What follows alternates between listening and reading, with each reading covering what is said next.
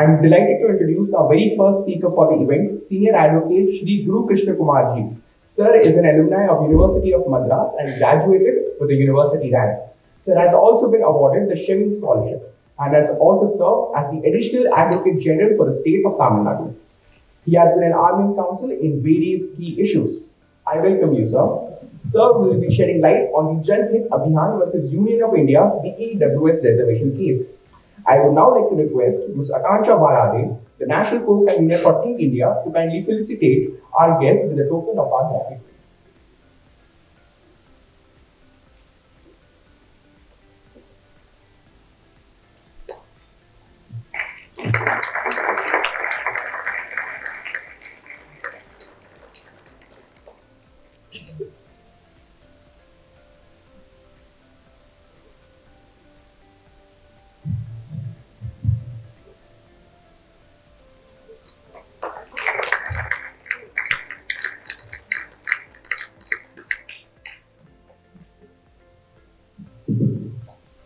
Without further ado, I now invite our guest speaker for the day, Senior Advocate Shri Gurukrishna Kumar ji, to address this August gathering. Over to you, sir.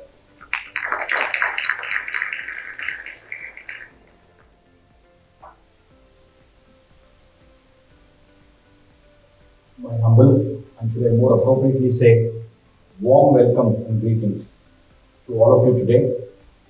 Given the intense cold that we are all going through in Delhi for the last few days, we need a lot of warmth in that sense.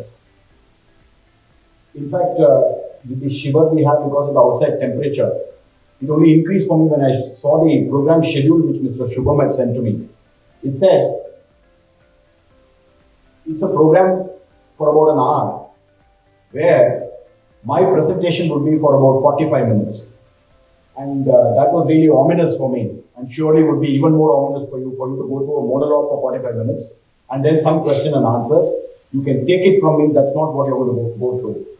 I'm going to place before you some salient features of this judgment, and some thoughts for you to reflect on, and probably if you still have some questions, for us to have some kind of an exchange, which might perhaps be helpful and meaningful in terms of giving inputs and throwing light on the subject. In that note, I must also, before I get into this subject, congratulate Think India for doing what it has been doing for the last few years in terms of serving as a platform for legal students, people interested in law, the constitution, and the working of the polity. And I think this is something which is extremely healthy, constructive, and I would want to see more of such activity, which is going to help in garnering more of thought on crucial legal issues, constitutional issues facing the polity, and serve as a platform for discussing and coming about with constructive ideas. Having said that, you got a peep into this judgment by way of the introduction which my colleague had just made. Jan Hit Abhiyan versus Union of India. Just a few procedural things to start with. This judgment, as he pointed out, dealt with a challenge to the 103rd Amendment to the Constitution of India. And what did this really do, this amendment do? In terms of nitty-gritty, it brought in two provisions, namely sub-article or clause 6 to article 15, and likewise clause 6 to article 16 of the Constitution of India. Article 16 and 15, as you all know, is part of the set of provisions found in the Constitution dealing with equality, starting from 14. They are all part of the Equality Code, as they are called constitutionally. 14 through to 18, and then you look at a few more provisions, 24, 25, 29, etc. Now, 15 and 16 engraft the general principle, as all of you would have read in law school by now, that there shall be equality Equality in what sense? Equality in the sense that no one shall be discriminated in matters of education, so far as 15 is concerned, and in matters of public employment, so far as 16 is concerned, on any one of the grounds as set out in those section articles. Be it on the basis of religion, be it on the basis of caste, sex, creed, etc. Now, that way, this is the formal equality that the Constitution envisages. This is, of course, in continuation of 14. 14, which provides that everyone is equal before the law. I'm putting it in generic terms. All of you, day in and day out, are going through the language of the provision, reading it out. Professors are digging it into your head, so I don't want to bore you again with all of that. I deal with concepts so that you don't get again the feeling that you are sitting through a class. So 14, generically speaking, talks about equality before the law and equal protection under the law. Inherent and subsumed into 14 is the position that equals are to be treated equally and unequals are not to be treated equally. Both the positive and the negative. So this necessarily would mean that there will be some kind of classification of people. If the injunction and mandate of 14 is equality as between equals and no question of grouping together unequals, there is bound to be classification. This is the first point that all of you would recall and I'm sure by now have assimilated as a fundamental in terms of understanding any discussion on an equality code, more so in the Indian constitutional context. Having looked at that fundamental, the next one, 15 and 16, which provide for equality of opportunity. Now the question arises, and which did arise, given India's historical background. Is it possible to have this position where you have absolute equality in terms of education opportunities and employment opportunities? Obviously, the answer cannot be no, for the simple reason that this country, which is multicultural, multidimensional, multi-ethnic, with all its social, economic, and other disparities, will have certain people who have certain disadvantages. So there are people who historically, traditionally, and over the decades and centuries, much before we attained independence, suffered social inequalities. What is used in the language of various judgments, including in the latest judgment which we are talking about, stigmatization. Primarily by reason of caste, as everybody knows, is one of the primal grounds on which the society has been divided in this country. As much as one would like it or not, one may want it or not, or like it or not, this is a reality. So this being the position, can it be said that 15 and 16, which say there shall be equality, can really pass muster? Can it really be justified? Can it be taken to be legitimate? That's really the question. And back in 15, many of you may have read in terms of history of how reservation came in India. There was some kind of a provision made in the state of Madras for providing for some kind of proportional preferences for certain sets of people. People belonging to certain castes getting exclusively certain number of seats in an education institution. Certain other castes getting a lesser number of seats, etc., etc. There was some kind of reservation in a very broad sense. That was challenged, saying that it is offensive of Article 15 of the Constitution, which provides for equality. The court said, first the High Court and thereafter the Supreme Court, what all of you may have read, being Champakam Durerajan's case, they said no.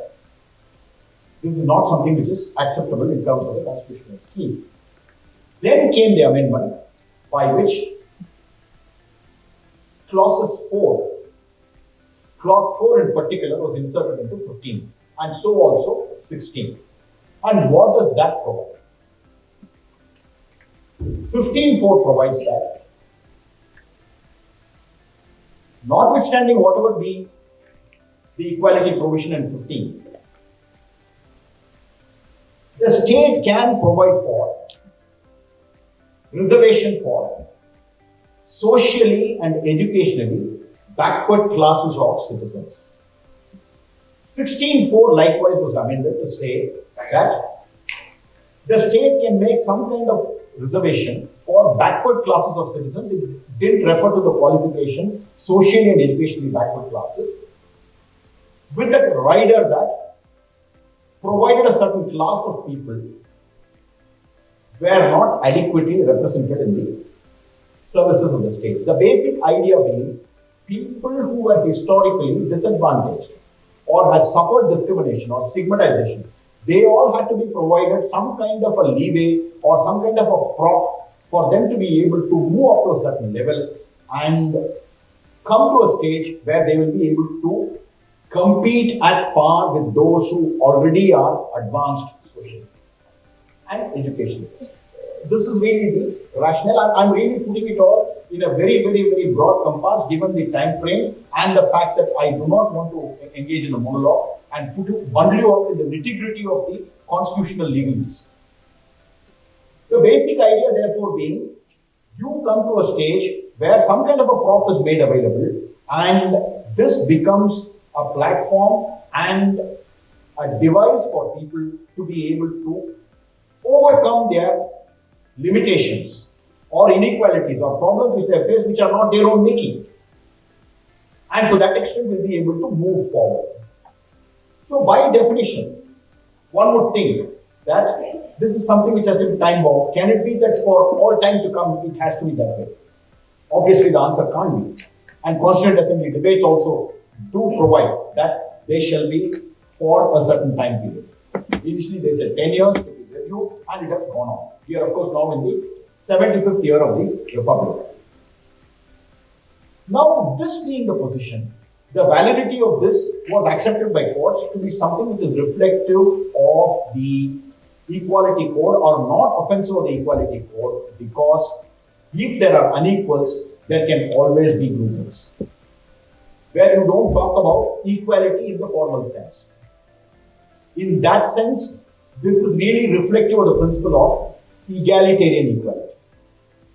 Now, I am giving all of this to you in terms of a broad approach to the constitutional position without really bundling up, as I said, in the legalese which are reflected in various decisions of the Supreme Court.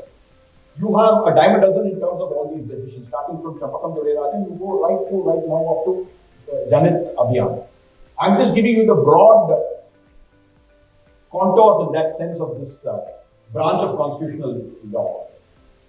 So this had to be time bound. But it has been going on for a long time. Many of you may also be aware that provisions have been made in the Constitution for this kind of reservation, even politically, by way of provisions for Anglo-Indians exclusively, and for certain other groups of people in the Parliament. Now, for Anglo-Indians, by 2020, the provision has come to an end for various reasons. Either because they have already been represented or there is no need for any more special provision in that sense.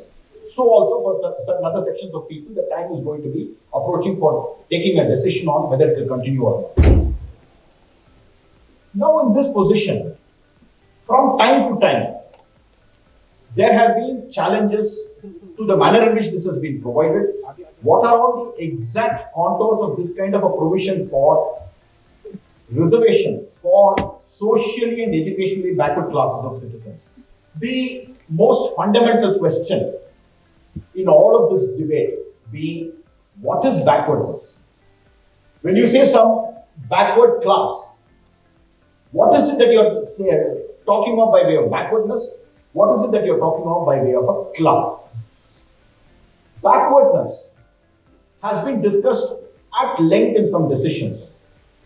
Perhaps you would do well to take a look at Indra Sani's case, which is a leading judgment in the field, where they discuss backwardness in various facets. in terms of social backwardness because you belong to a certain caste and there is some kind of a hierarchy, or there is educational backwardness, or there is economic backwardness. And one of the things that the court has looked at as a sub-theme, if I may say so, or some kind of a premise on which this was discussed. Social and educational backwardness necessarily results in economic backwardness. If you are socially backward, obviously you have educational backwardness, you have economic impoverishment. Equally, economic backwardness also results in social disabilities or even educational disabilities. Now you understand how backwardness you can't really put into a straitjacket formula only of social and economic educational backwardness. One feeds the other in that sense. It is in that sense that I would urge all of you, if you haven't already looked at in terms of a substantial approach to the discussion of the concept of backwardness in Indira Sani. In fact, Indira Sani takes note of one approach to determine, or one yardstick to determine backwardness, namely the means test. Now, this is something which was considered in an earlier decision, I think it was Chitralekha's case, and the court approved it. Now, this means test, that really is the peek into the concept of economic backwardness per se. Now, having discussed all this, and of course various other nitty-gritties were considered and discussed in Indira Sani, being inter alia, how 16.4 or even 15.4 for that matter, they are really not an exception to 16.1 in terms of equality, but are only a reflection and a facet of equality given in 16.1 and 15.1 for that matter. How the backwardness spoken of in 16.4 is much wider than what is found in 15.4, so on and so forth. Ultimately, equality court, the court said, has to be understood in a meaningful manner. So this is one aspect. The other aspect which you should side by side be alive to, and really is the basis for looking at this judgment also, is the power of the Parliament to amend the Constitution. Because as I told right at the beginning, what we are looking at is an amendment to the Constitution which has been made. And what has it done? It has said that the state will be enabled to provide reservation for economically weaker sections of the society. So the question then is Parliament authorized or empowered under the Constitution to do this? The answer is straightforward in the sense that yes, Article 368 of the Constitution does empower the Parliament to amend the Constitution. But does it end there? It can't end there. It won't end there. It can't end there for the simple reason that the power to amend the Constitution is not something which is unlimited. 368 sets out the procedure, and implied into the power of the Parliament to amend is the limitation that the amendatory power cannot be used in such a manner that the basic structure of the Constitution is affected or the identity of the Constitution is affected. And where do we get this from? All of you would be aware, we get this from Keshwananda Baptist. Now, therefore, what you remember is that equality is provided for in the Constitution with all its modifications, adaptations, and inherent features. And on the other hand, a right or a power in the Parliament to amend the Constitution to make certain provisions for betterment of the citizenry, but with the implied limitation of basic structure. So what is this basic structure? Basic structure is that which the founding fathers of the Constitution envisaged the Constitution to be for and to be provided for. Built into the basic structure are certain basic features. For example, secularism, free and fair elections, independence of judiciary, judicial review, separation of powers, equality. All these are supposed to be basic features of the Constitution, and really constitute the basic structure. Again, given the time frame and the nature of the discussion and the platform on which we are discussing, I am not going into the details of the development of the constitutional law in this regard. I am giving you the broad structure. So, when you look at any amendment to the Constitution, as this 103rd Amendment is also, you are looking at certain important issues. Does this amendment affect the basic structure of the Constitution? According to the petitioners who challenged it, it did. And how did it affect the basic structure of the Constitution? According to them, the Equality Code is affected. Various grounds urged by them, broadly stated, what they said was this. One, the provision for reservation, or to say, in other words, affirmative action, is really something which is envisaged under the Constitution only for socially and educationally backward classes of citizens, meaning to say a group of people, an identified section of people, and it can never be only on economic criteria. That, they said, affected the basic structure of the Constitution in terms of the Equality Code. The other broad ground was that when you say that economically backward or weaker sections of society would be provided reservation, you are, in the provision as you have brought in, excluded from it persons from other backward classes or scheduled castes and scheduled tribes who are economically backward equally or who are economically weaker sections from this provision for reservation. This is apart from the fact that they say there is a limit of 50% in terms of ceiling for reservation to be provided, and that stands to reach. And why do they say it stands to reach? Because the section which, the provision which has been brought in says that the state may make provision for reservation for economically weaker sections of 10% of either seats in education institutions or in the employment opportunities, which would be in addition to the reservation that is already provided for other backward classes, scheduled castes and scheduled tribes. And the provision also provides that this shall be for people other than those who are covered in OBCs, SC/STs, or SC/BCs generally. So these are the grounds on which this was challenged. Now, all of you may have seen that this is a decision of a constitutional bench of 5 honorable judges, where 3 of the judges, constituting the majority, have upheld the provisions, the 103rd Amendment, in its entirety. 2 honorable judges, represented through one decision, namely the decision or the opinion of Justice Ravindra Bhatt, have held that, have constituted the dissent. And dissent on 2 specific aspects or 3 specific aspects, but what is to be noted is very important, and this is something you need to note right at the beginning of consideration of this chapter. What is that? All the opinions, including that of the dissent of the judges, have agreed that provision of reservation based only on economic criterion is not per se violative of the basic structure of the Constitution. That's very important. Even the dissenting opinion of Justice Ravindra Bhatt agrees that provision of reservation based on economic criteria per se is not offensive of the basic structure. The difference which is brought in the dissent opinion of Justice Ravindra Bhatt is really Article 16(6) dealing with public employment.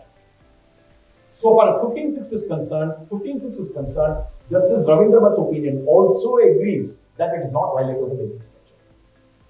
Only on 16(6) there is a reasoning which is given by the court, which I will not immediately go into because there are more fundamental things which I wanted to discuss before I get to that. So, the court in that sense unanimously has agreed that provision of reservation based only on economic considerations is not violative of the basic structure. And what are the other important facets of this reasoning. Number one, equality code, yes, is part of the basic structure of the Constitution. But read into and inherent in equality code is provision for discrimination based on segregation of people who are not equals. And this is exactly what it has done, is what the reasoning is. Number two, the court has also looked at the position that every infringement or every so-called inroad or ingress or infringement, if I may say so, or encroachment into a fundamental right will not per se be violated of the basic structure, but that must be something which is substantial, significant, and so significant that it shakes up the identity of the Constitution. Third, the provision for reservation is not exhausted in 15.4 and 16.4. That's important. In fact, even the judgment in Indira Sahni's case, the 9 judges case, notes as to how caste alone cannot be the basis for determining backwardness, though it is a dominant factor.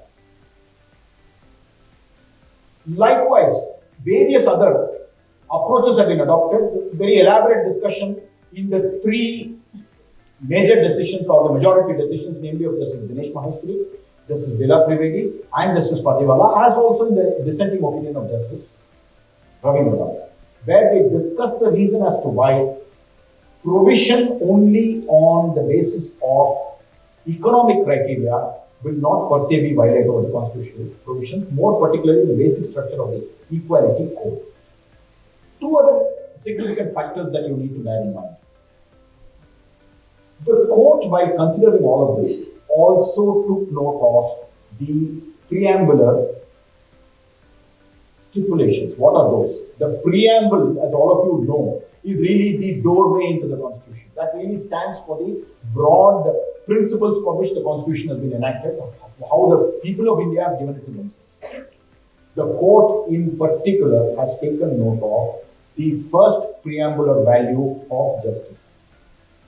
Court has taken note of how provision for justice, both economic and social, apart from political, is envisaged under the Constitution. Therefore, the court said a provision of this nature is really in the nature of giving effect to the preambular goal or objective of economic and social justice for the people of the country. Another aspect which needs to be borne in mind is how the court took note of certain provisions in the directive principles of state policy, particularly Article 38, Article 39, 46. Very important. 46 dealing with initiation of measures or making of measures for economic empowerment and empowerment of scheduled castes, scheduled tribes, and other weaker sections of the society. Now, these were the provisions which were taken note of for the court to say that the provision of affirmative action on economic criteria is not something which will offend the legislature. Now, you should also bear in mind that weaker sections of society, which is provided for in 46, is something which cuts across castes. This is one of the main reasons why the court says that weaker sections that you are looking at are those who can go beyond the paradigm of socially and educationally backward classes, particularly those organized on caste codes. Now, one other striking feature which I wanted to highlight to you, and I think this is something which perhaps should really be the undertone, as it were, for you to approach and look at the importance of this matter. We go back to the rationale behind introduction of reservation itself, being that certain classes of people have suffered traditionally, historically, stigmatization and inequality and lack of opportunities in the society. And this has been organized mainly on caste lines.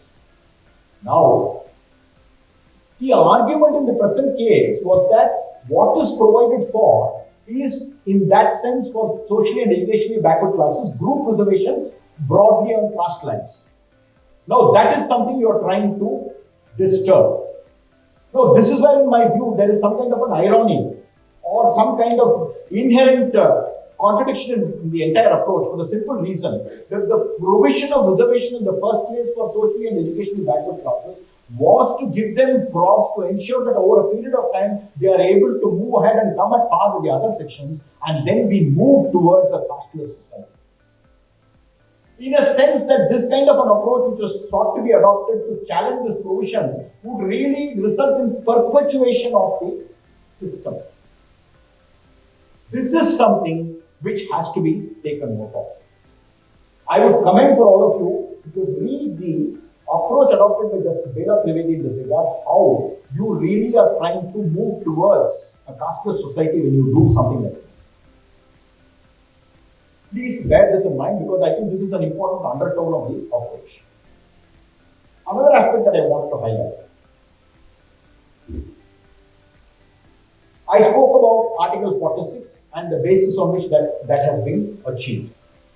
You should also bear in mind that 46, when it talks about other weaker sections of societies and provision being made for them, therefore lays focus on need to improve the condition of weaker sections. Justice Pardiwala's decision reads into 46 right traceable to 21 of the Constitution by way of dignity. How right to life includes a right to a life of dignity. Therefore, by making provision on economic considerations, there is something which is done to ensure that the dignity of the person improves. Therefore, this has been looked at as some kind of an interplay of the right to life under 21, including a right to dignity as part of right to life, and 46 in that regard, and how they have to be read together. In fact, this is part of the larger approach of how you look at fundamental rights in Part 3 and directive principles in Part 4 as two wheels of a chariot. That's how one decision describes it. So where you need to uphold Part 3 rights and ensure at the same time that Part 4 ideals and Part 4 aspirations are given effect. So this is another aspect that you need to bear in mind. The other underlying theme which perhaps you need to also bear in mind is the fact that ultimately the court looked at this provision as something which provides for distributive justice. It's very important. Now, the basis for the amendment and the provision of reservation on economic considerations is on the basis of deprivation, as distinguished from the basis of discrimination, which is the basis for social and educational backward classes reservation under 15.4 and 16.4. So please bear in mind the basis being distributive justice, where the premise is one of deprivatory justice or deprivatory non-availability as against discriminatory basis. That's another aspect which all of you would do well to bear in mind. So therefore, this is an approach which, in my view, a very, very, very path-breaking approach. It is something where you look at the provision of benefits or props to sections of society beyond the traditional prison or the traditional paradigm. One important aspect in this regard, this is again something which you need to keep in mind. The concept of creamy layers, which all of you would have come across. Now, Indira Sami provided that the creamy layer from amongst the persons who have received the benefit of reservation must be removed. Now, what is the rationale behind this approach? The rationale is very simply this. There are a set of people who belong to certain classes or castes who have got the benefit of reservation over, let's say, 2 decades, 3 decades, but they continue to corner the benefits of reservation. The court said that cannot be the basis. You therefore remove that creamy layer from the benefits of reservation. yardsticks have come in. There is a debate about the yardsticks. Those are all aspects which I don't want to enter into because they are not immediately relevant here. I'm talking about the broad approach, constitutional approach. Now, creamy layer, you remove from the section of people who otherwise belong to a certain group for the simple reason that they have overcome their historical or traditional inability or inequality or stigmatization or discrimination. So they move out of it. What is provided through the economic basis is really the other side of things. Where persons may not be belonging to a certain group which is seen as socially or educationally backward, but still are suffering certain discrimination. Pretty much as to how you remove the creamy layer from those who belong to that category or class or caste, you equally are looking at certain portions in the so-called advanced classes or categories who are suffering and who need the profit. This is another aspect which all of you would do well to bear in mind, and this is something which has been discussed. Of course, the manner in which the discussion has taken place is something which is in the context of earlier decided cases, and in that sense, in an extremely legalistic manner. But the underlying theme is what I wanted to highlight you for you to bear in mind. Another aspect. I spoke about how one other ground for arguing that this kind of reservation is bad because it breaches the 50% ceiling. How did the court deal with it? One important aspect is the court says that this is something which is a yardstick which has been put in, not something which is immutable.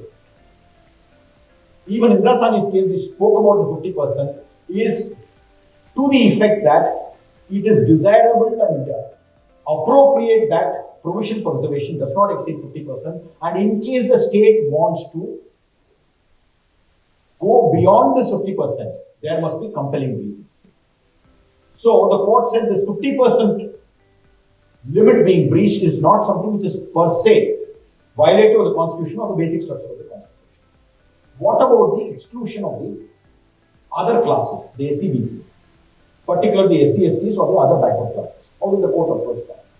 The court says various things, but I think 2-3 important approaches are to be borne in mind. One, that section of people are already provided the benefit of reservation. 1. 2, the legislature or the parliament, as the case may be, the parliament has taken a decision as a matter of policy approach that persons belonging to other sections who are economically deprived, they need to be given certain benefits and the benefit of this affirmative action. And any reservation, any vertical reservation, by definition, is something which is exclusive in terms of being a compartment. This is where there is a difference in approach between the majority opinion and the minority opinion. Now, these are some of the considerations on which the court says the exclusion of these people is not something which is offensive to the Constitution. So this is also another aspect you need to bear in mind. Of course, the other important thing is the court also looked at how there are time limits, even for the reservation for backward classes. Now we have gone on. First 10 years has gone by. Further we have gone on. In fact, there was a decision, I think Vasant Kumar's case spoke about how there needs to be a review of the time period for which this reservation will continue on and on and on. Those were taken note of to say that even the reservation is understood in the regular sense, or as we have always understood all these years, is something which is time-bound, and there is a need to look at other methods of providing for affirmative action for deprived sections of society. In fact, there is one decision, even in 2015 of the Supreme Court, Ram Singh's case, which dealt with reservation for a certain section of people. There, the Supreme Court took note of how we need to go beyond the paradigm of the traditional caste-based reservation and provide for reservation for other deprived groups. Transgenders, persons who otherwise form a group but who are deprived sections. That is taken note of. I'm reminded, in fact, of what is very felicitously noted in Arun Shori's book, Falling Backwards. I think that's the exact title of the book, where he takes note of what Pandit Nehru had to say. This form of communal reservation, if we keep following, is surely not just a problem, but a recipe for disaster. I think you need to look at the judgment, understand the present judgment, upholding the reservation for economically backward sections in the light of all these factors. Look at a society which wants to go beyond the traditional divisions of caste and creed. Look at reservations for people who are otherwise deprived, beyond the traditional paradigm. And understand also that reservation as originally brought in was really for the purpose of ensuring that we move towards a casteless society. I think perhaps this analogy may put it even more felicitously, if I may say so. All of us have watched this game of pole vault. The vaulter uses the pole to scale the height. But once he scales the height, he has to give up the pole for him to move beyond the barrier. He holds on to it, he will not be able to move beyond. Likewise, I think the basis of reservation being caste, yes, is very important for us to go towards a casteless society. And once we go towards the scale, and once we are getting there, you need to shed the traditional approaches and notions to the basis for reservation so that we move on to the next level of making provision for deprived sections. In fact, I think it was Justice Bella Trivedi. She said this is part of transformative constitutionalism. That's why I gave the analogy of the pole vault and how you give up the prop. So this is part of transformative constitutionalism. And also, all of you would need to bear in mind, reservation is an enabling provision. It is not part of any vested right or fundamental right. That's the other aspect which has to be understood by looking at such provision. Justice Dinesh Maheshwari's judgment, it says how reservation in that sense is really not an essential feature of the Constitution. So these are all the aspects which I want you to bear in mind. In my view, these are some of the broad features. The judgments, of course, are elaborate. My colleague, who in fact made copious notes and gave me the judgment also, obviously consistent with my promise and undertaking that I will not be a monologue for 45 minutes. I've only given you the broad features. Please bear in mind all these features, and this judgment in that sense is definitely an important development in the constitutional ethos and in the constitutional history of this country. Thank you very much, and I'm sure you benefit from having a closer look at the constitution.